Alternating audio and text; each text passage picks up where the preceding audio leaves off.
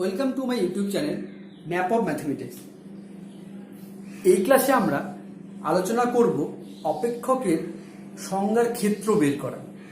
ইংরেজিতে বলবো আমরা domain of definition. Domain of definition এর উপরে বিভিন্ন পরীক্ষায় প্রশ্ন আসে, যেমন বিভিন্ন চাকরির পরীক্ষা, বিভিন্ন এন্ট্রান্স এক্সামিনেশনে, এমনকি ক্লাস 11 শ্রেণী ক্লাস 11-এর বিভিন্ন ধরনের প্রশ্ন আসে। ওই জন্য এই চ্যাপ্টারটা বা এই টপিকটা খুবই গুরুত্বপূর্ণ। কি বললাম, ডোমেইন অফ ডেফিনেশন বের করতে হয়। একটা আমাকে ফাংশন দেওয়া থাকবে, একটা অপেক্ষক দেওয়া থাকবে, ওই অপেক্ষকের ডোমেইন অফ ডেফিনেশন কি করে বের করতে হয় বা ব্যাপারটা কি সেটা আমরা এখন শিখব। আমরা প্রথমে একটা উদাহরণ নিচ্ছি, ওই উদাহরণকে ধরে আমরা আস্তে আস্তে আলোচনা করব। এখানে আমি একটা ফাংশন বা অপেক্ষক নিচ্ছি। এই ফাংশনটার আমি ডোমেইন অফ ডেফিনেশন মানে সংজ্ঞার ক্ষেত্র বের করব। তাহলে ফাংশনটা দেওয়া আছে x² + x + 5 বা x² - 6x + 8। এই ফাংশনটাকে আমি প্রথমে ধরছি f অফ x, মানে একটা ফাংশন ধরে নিচ্ছি আমি, কি x² + x + 5, x² - 6x + 8 আমি ধরলাম। এই ফাংশনটাকে এভাবে ধরলাম। তো ডোমেইন অফ ডেফিনেশন বলতে গেলে আমরা ডোমেইন কোডোমেইন পড়েছিলাম এখানে। এটা যদি ফাংশন হয় যেখান থেকে যাচ্ছে, এটাকে আমি বলতাম ডোমেইন, আর এটাকে বলতাম কোডোমেইন। ঠিক আছে, এই সেটটাকে বলতাম কোডোমেইন, এটাকে বলতাম ডোমেইন। তার মানে ডোমেইন বলতে যাচ্ছে, বলছে সংজ্ঞার ক্ষেত্র, মানে বলতে যাচ্ছে যে এই ফাংশনটা এক্স এর কোন কোন মানের জন্য সংজ্ঞাত হবে। কি বললাম, এক্স এর কোন কোন মানের জন্য এই ফাংশনটা সংজ্ঞাত হবে বা এই ফাংশনটার অস্তিত্ব থাকবে। তাহলে প্রথমে ফাংশনটা একটা র্যাশনাল নাম্বার আকারে আছে। তাহলে আমি বলছি একটা র্যাশনাল নাম্বার কখন সংজ্ঞাত হয় বা র্যাশনাল নাম্বারটার কখন অস্তিত্ব থাকবে, যখন এর যে হর, এই হরটা যদি নট ইকুয়াল টু 0 হয়, তাহলে পরে এই ফাংশনটার অস্তিত্ব আমি পাবো। তার মানে হরটাকে ভাঙলে বা ফ্যাক্টর করে লিখলে কি পাবো, এক্স মাইনাস, এটাকে ফ্যাক্টর করলে x - 2 পাবো আর x - 4 পাবো। নিচেরটাকে ফ্যাক্টর করলে এটা পাবো। তো আমার কথা হলো যে এই ফাংশনটার অস্তিত্ব থাকবে কখন, যখন এই হরটা মানে x - 2 আর x - 4 এইটা নট ইকুয়াল টু 0 হবে, তাই তো? এবার এইটা নট ইকুয়াল টু কখন 0 হবে, যখন x নট ইকুয়াল টু -2 আর x নট ইকুয়াল টু 4 হবে। তার মানে x এর মান যখন 2 হবে না, সেই ক্ষেত্রে এই হরটা কি হতে পারে, এই হরটা নট ইকুয়াল টু 0 হতে পারে। আর x এর মান যখন 4 হবে না, তার মানে আমি দেখছি আমি কি হয়, x এর মান 2 হবে না, মানে কি 2 বাদে যে কোনো সংখ্যা বসালে পরে এই হরটা কিন্তু 0 হবে না, এই হরের মানটা সম্পূর্ণ মানে 0 হবে না। আর x এর মান যদি 4 না বসাই তাহলেই একমাত্র 0 হবে না। যদি আমি x = 2 বসাই দিই কোনো কারণে, তাহলে কিন্তু দেখো তার নিচে কিন্তু 0 চলে আসছে। 2 - 2 মানে 0, আলটিমেট সম্পূর্ণ হরটা 0 চলে আসছে। আর এখানে একই রকম ভাবে x এর মান যদি কোনো কারণে 4 বসাই, তাহলে কিন্তু হরের মানটা 0 চলে আসতেছে। তার মানে হরের মান 0 আসতেছে কখন, যখন x = 2 আর x = 4। তার মানে এটাই বলছি x = 2 আর x = 4 এই দুটো মানের জন্যই এই ফাংশনটার অস্তিত্ব থাকবে না। এই ফাংশনটার অস্তিত্ব থাকবে না কোন কোন মানের জন্য, x = 2 আর x = 4 এই দুটো মানের জন্যই এই ফাংশনটার অস্তিত্ব থাকবে না। তাহলে কোন কোন মানের জন্য অস্তিত্ব থাকছে, তাহলে আমি উত্তরটা হবে হলো, তাহলে ডোমেইন অফ এফ বা ফাংশন ইকুয়াল টু কি হবে, ফাংশনের ডোমেইন কোনটা হবে, সম্পূর্ণ রিয়াল নাম্বার হবে। সম্পূর্ণ রিয়াল নাম্বার থেকে শুধুমাত্র 2 আর 4টাকে বাদ দিয়ে দিব। 2 আর 4, কারণ 2 আর 4 বসালে পরে যেহেতু আনডিফাইন হয়ে যাচ্ছে মানটা, কি হচ্ছে 2 আর 4 বসালে পরে একমাত্র টোটাল ফাংশনের মানটা আনডিফাইন হয়ে যাচ্ছে। ওই জন্য 2 আর 4 বসানো যাবে না।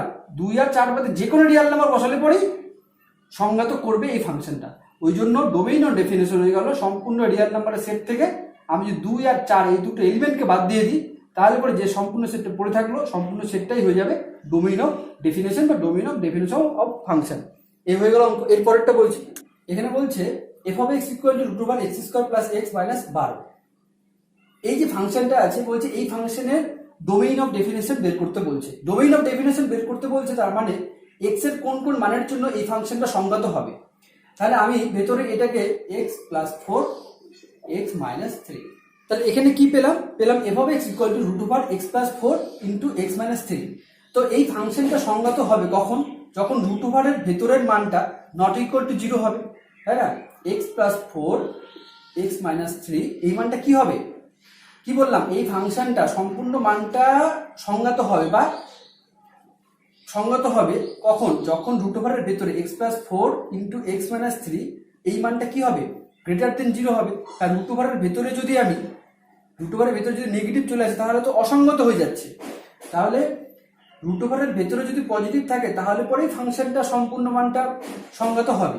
তাহলে কি বলছি, তাহলে ভেতরেরটা পজিটিভ হওয়ার অর্থ x plus four into x minus three এই মানটা গ্রেটার দেন জিরো হতে হবে, এই গুণফলটা গ্রেটার দেন জিরো হতে হবে। তো গ্রেটার দেন জিরো হওয়ার অর্থ কি, এখান থেকে আমি বলতে পারি এক্স এর মানটা মাইনাস ফোর থেকে তিনের মধ্যে হলে পরে একমাত্র x plus four x minus three এই মানটা লেস দেন জিরো হয়। তার মানে কি এই যে এক্স এর মান এইটুকু বাদ দিয়ে আর এর সমস্ত মানের জন্য এটা কি হবে, সংগত হবে। আমি আবার বলছি, এক্স এর মান মাইনাস ফোর থেকে তিনের মধ্যে যদি নিই কি হচ্ছে, এক্স এর মান মাইনাস ফোর থেকে তিনের মধ্যে, তার মানে আমি একটা আছি মাইনাস ফোর এটা হলো তিন, মাইনাস ফোর থেকে তিনের মধ্যে যে কোনো সংখ্যা ধরছি, মাইনাস দুই আমি নিলাম, মাইনাস দুই বসাই দেখি কত হচ্ছে।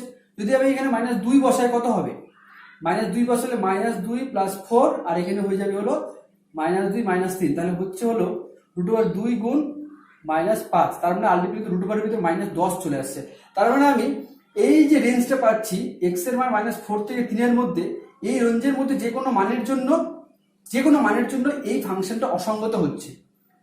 তার মানে এক্স এর মান মাইনাস ফোর থেকে তিনের মধ্যে হলে পরে এই গুণফলটা লেস দেন জিরো, আর লেস দেন জিরো হওয়ার জন্য এই ফাংশনটা অসঙ্গত হচ্ছে। তাহলে সঙ্গত হচ্ছে কোনটা, তাহলে কত মানে, তাহলে ডোমেইন অফ ডেফিনেশন হবে domain of F of x হয়ে গেল, তাহলে কত, domain of F of x হয়ে যাবে মাইনাস ইনফিনিটি থেকে এই যে মাইনাস চারটাকে বাদ দিচ্ছি, তাহলে মাইনাস চার বাদ দিয়ে দিলাম, ইউনিয়ন আর এদিকে কত তিন, এদিকে তিন থেকে ইনফিনিটি পর্যন্ত, এখানে মাইনাস চার পয়েন্টটা বাদ, এটা ফার্স্ট ব্র্যাকেট, এখানে তিন পয়েন্টটা বাদ, এখানে ফার্স্ট ব্র্যাকেট, তাহলে ডোমেইন অফ ডেফিনেশন হয়ে গেল মাইনাস ইনফিনিটি থেকে মাইনাস ফোর ইউনিয়ন থ্রি থেকে ইনফিনিটি, এই হয়ে গেল এই মানগুলোর জন্য এই ফাংশনটা সংজ্ঞাত হবে। এটাই হয়ে গেল ডোমেইন অফ ডেফিনেশন বা সংজ্ঞার ক্ষেত্র। এরপরেরটা বলছি, 3 নম্বর উদাহরণ নিচ্ছি। এখানে একটা ফাংশন নিচ্ছি f of x equal to 1 by root over x square minus 4x।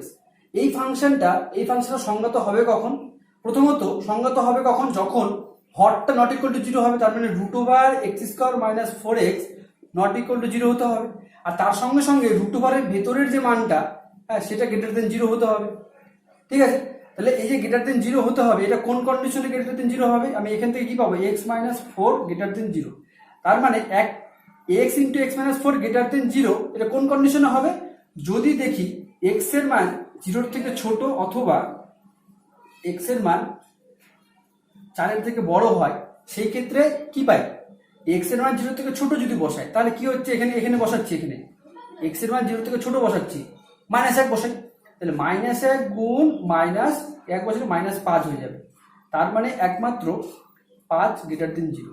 আর যদি চারের থেকে বড় বসাই, ছয় বসাচ্ছি, ছয় বসালে কত হবে, ছয় গুণ দুই তাহলে 12, তার মানে একটা পাচ্ছি, এখান থেকে বলতে পারি এক্স এর মান জিরোর থেকে ছোট অথবা এক্স এর মান চারের থেকে বড় এই মানের জন্য কি হবে, সংজ্ঞাত হবে। তাহলে ডোমেইন কি হচ্ছে, domain of definition of F of x equal two হয়ে যাচ্ছে হলো এক্স এর মান জিরোর থেকে ছোট, তার মানে মাইনাস ইনফিনিটি থেকে জিরো নিব, মাইনাস ইনফিনিটি থেকে জিরো নিব, জিরো ইউনিয়ন কত, ফোর থেকে ইনফিনিটি, এই হয়ে গেল এই ফাংশনের ডোমেইন অফ ডেফিনেশন। ঠিক, এরপরেরটা বলছি, এই ক্লাসের লাস্ট অঙ্ক বলছে f of x equal to sine x by cos x minus sine x, এই ফাংশনটার ডোমেইন অফ ডেফিনেশন কত হবে, বা এই প্রশ্নটা যদি আমি এরকম করে বলি যে এক্স এর কোন কোন মানের জন্য এই ফাংশনটা অসঙ্গত হবে, এক্স এর কোন কোন মানের জন্য এই ফাংশনটা অসঙ্গত হবে, এক্স এর কোন কোন মানের জন্য, তাহলে অসঙ্গত হবে কখন, অসঙ্গত কখন হবে, যখন হরটা জিরো হয়ে যাবে। তাহলে হরটা জিরো মানে কি, cos x minus sine X equal to zero হবে, তাহলে এখান থেকে কি পাবো, cos x equal to sin x পাবো, ঠিক আছে। তাহলে এখান থেকে কি পাবো, tan x ইকুয়াল টু 1 পাবো। এবার আমি যদি ত্রিকোণমিতির সাধারণ মান দিয়ে সূত্র ফেলি তাহলে কত হবে, tan x ইকুয়াল টু π/4 তো হয়, একা tan π/4 এর মান 1 প্লাস n পাই, এটা হয়ে গেল সাধারণ সূত্র, ঠিক আছে। সাধারণ মান tan x ইকুয়াল টু, তাহলে এটা হয়ে যাবে x ইকুয়াল টু, ঠিক আছে। তো tan x ইকুয়াল টু 1 হলে পরে x equal to n pi plus π/4, এটা হয়ে গেল x এর সেই সমস্ত মান যে সমস্ত মানের জন্য এই ফাংশনটা অসঙ্গত হবে। হ্যাঁ, এই হয়ে গেল অঙ্ক। আর যদি সঙ্গত বলতে চাই তাহলে এই মানগুলো বাদে, x এর এই মানগুলো বাদে রিয়াল নাম্বারের সমস্ত মানের জন্য এই ফাংশনটা সঙ্গত হবে। এই হয়ে গেল অঙ্ক। এর পরবর্তী ক্লাসগুলো পাওয়ার জন্য অবশ্যই আমার সাথে যুক্ত থাকো। Thanks for watching.